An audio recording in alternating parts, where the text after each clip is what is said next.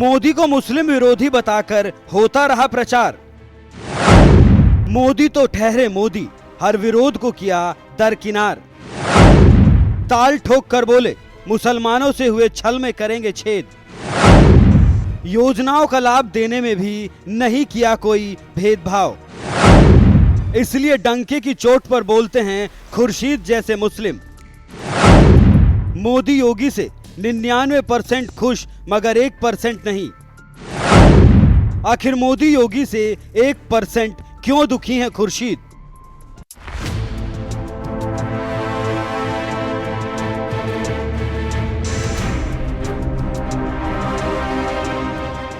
जनता जनार्दन से मिले प्रचंड बहुमत के दम पर लगातार दूसरी बार सत्ता संभाल रहे प्रधानमंत्री मोदी का दूसरा कार्यकाल भी पूरा होने वाला है। यही वजह है कि बीजेपी ने अभी से साल 2024 के लिए लोकसभा चुनाव के लिए तैयारियां शुरू कर दी हैं और इस बार बीजेपी पसमानदा मुसलमानों को भी टारगेट करने में जुट गई है। मगर सबसे बड़ी बात तो यह है कि मुसलमान आखिर मोदी और योगी के बारे में क्या सोचते हैं। यह बात जानने के लिए देख लिए हमारी ये रिपोर्ट।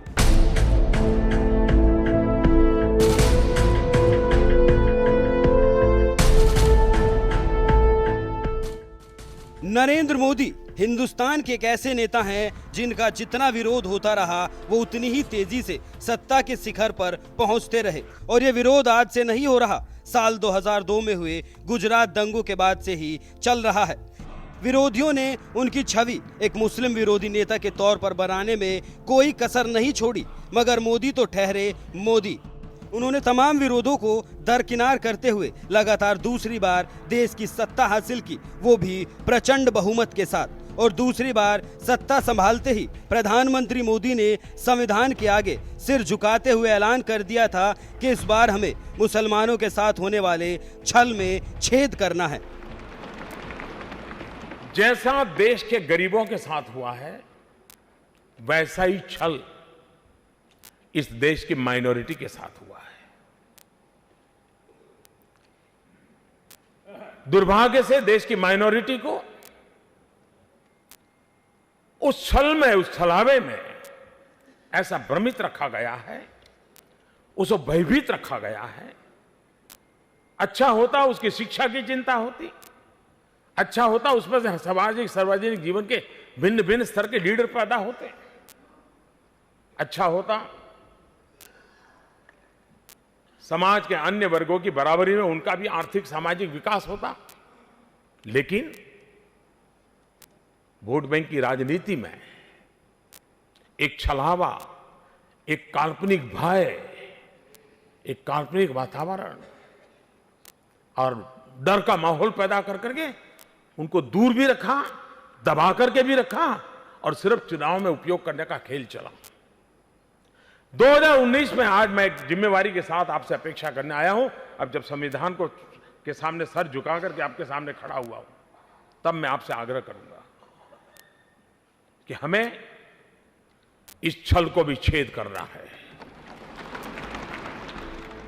सत्ता संभालते ही प्रधानमंत्री नरेंद्र मोदी ने मुसलमानों के साथ हुए छल के छेद का संकल्प लिया था। इसी बात से आप समझ सकते हैं कि विपक्ष भले ही उन्हें मुस्लिम विरोधी बताता रहा हो, मगर मोदी सरकार ने सबका साथ, सबका विकास और सबका विश्वास जीतने की पूरी कोशिश की और योजनाओं का लाभ पहुंचाने में भी कभी कोई भेदभाव नहीं किया। शायद यही वजह है कि अब देश का मुसलमान भी मोदी के साथ चलने को तैयार है। तभी तो उत्तर प्रदेश के जिस आजमगढ़ और रामपुर लोकसभा सीट को मुस्लिम बहुल सीट माना जाता था, उन सीटों पर हुए उपचुनाव में भी बीजेपी ने बड़े अंतर के साथ जीत हासिल की। और कुछ ही महीनों बाद जब सपाई नेता आजम खान की विधानसभा सीट रामपुर में उपचुनाव हुआ, तो यहाँ भी बीजेपी ने बाजी मार ली। ये सभी मुस्लिम बहुल सीट मानी जाती हैं, लेकिन इसके बावजूद बीजेपी ने जीत हासिल की। इसी बात से आप समझ सकते हैं कि मोदी योगी सरकार पर मुसलमानों का भी भरोसा बढ़ता गया। शायद यही वजह है कि जिला सहारनपुर में इस्लामिया जिला उल कुरान मदरसा चलाने वाले खुर्शीद मलिक चिश्ती भी मोदी और योगी सरकार के समर्थन में खुलकर आवाज बुलंद कर रहे हैं। एक बयान में तो उन्होंने यहाँ तक कह दिया, मोदी और योगी सरकार के काम से मैं 99% खुश हूँ, लेकिन 1% खुश नहीं हूँ। और 1% खुश क्यों नहीं, ये आप खुर्शीद मलिक से ही सुन लीजिए। 2017 में योगी आदित्यनाथ की सरकार आती है, 22 में रिपीट होती है और अब 24 लोकसभा चुनाव की तैयारियां हैं फिर से मोदी को लाने के लिए। कितना काम से खुश हैं आप योगी आदित्यनाथ के उत्तर प्रदेश में? देखिए, योगी आदित्यनाथ जी से और मोदी जी से मैं 99% खुश हूँ। 1% क्यों नहीं? 1% तो ईश्वर का काम है, 100% नाम होता है ईश्वर का, क्योंकि ईश्वर तो हम इनको कह नहीं सकते हैं, ये भी मनुष्य हैं। तो 100% ईश्वर, 1% 99% ये।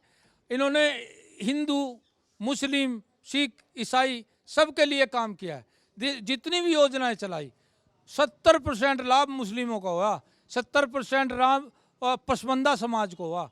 पसमानदा समाज पिछड़ा जो मुस्लिम है, पिछड़ा जो समाज है पसमानदा, उसको 70% लाभ हुआ।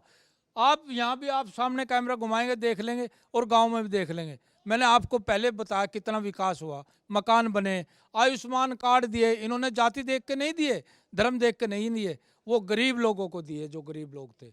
इन्होंने राशन कार्ड दे रहे हैं, राशन दे रहे हैं फ्री। अब तक ये देखिए 24 तक फ्री कर दिया। कितनी बड़ी आपदा आई, कितना बड़ा वो हुआ, तो 2 ही लोग रोड पे थे। मैं पूछना चाहता हूं उन लोगों से जो आज रामायण की चौपाई पे बात कर रहे हैं, वो आपदा में कहाँ गए थे भाई? उस टाइम जो है सिर्फ और सिर्फ यहाँ RSS उसका बच्चा और भारतीय जनता पार्टी का बच्चा रोड पे था, और वो मानव सेवा कर रहे थे, और भी था का कोई सा, सब अंदर बैठे हुए थे अपने आईसीयू में, और सब जो है एक तरफ थे, कोई नहीं सेवा कर रहा था। सेवा भाव जिसके अंदर है वो देश की तरक्की और प्रगति में साथ देगा।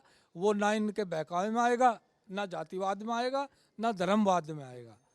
लेकिन कांग्रेस तो कहती है कि हम 62-63 साल राज कर चुके हैं इस देश पे, और हमने सब कुछ दिया है, तरक्की हमने की है देश की। राहुल गांधी भारत जोड़ो यात्रा करके आते हैं और कहते हैं 24 में मोदी को हरा देंगे।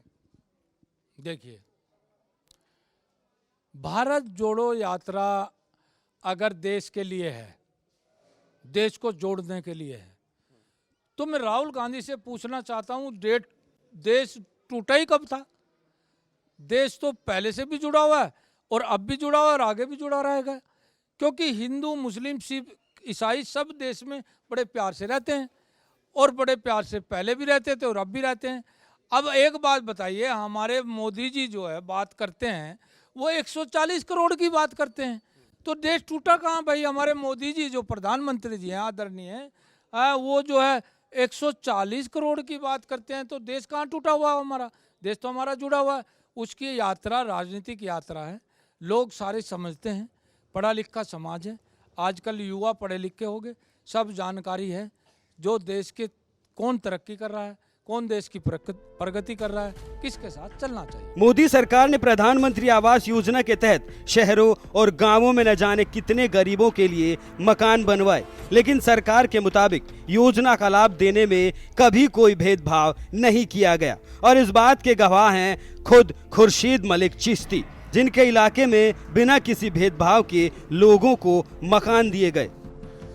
ओवैसी जी से मैं ये कहना चाहूँगा, वो पढ़े लिखे हैं, बैरिस्टर हैं, विदेश पढ़ के आए हैं, और अपनी पार्टी के सदर हैं, तो इसलिए, और वो उस पोस्ट पे हैं जिस पोस्ट पे बहुत कम मुस्लिम लोग जाते हैं। और देखिए, उनके जो विचार हैं देश के प्रति, उनके जो देश के प्रति विचार है वो तो ठीक है, लेकिन वो जो भड़काऊ भाषण देते हैं वो गलत है, उसका मैं खंडन करता हूँ। ऐसा नहीं है।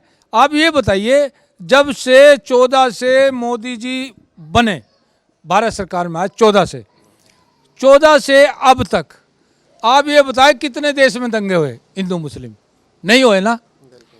17 से उत्तर प्रदेश में योगी जी आए, 17 से, अब रिपीट हुए 22 में भी। आप ये बताइए, एक भी दंगा उत्तर प्रदेश में हुआ क्या, या हिंदू मुसलमान हुआ क्या?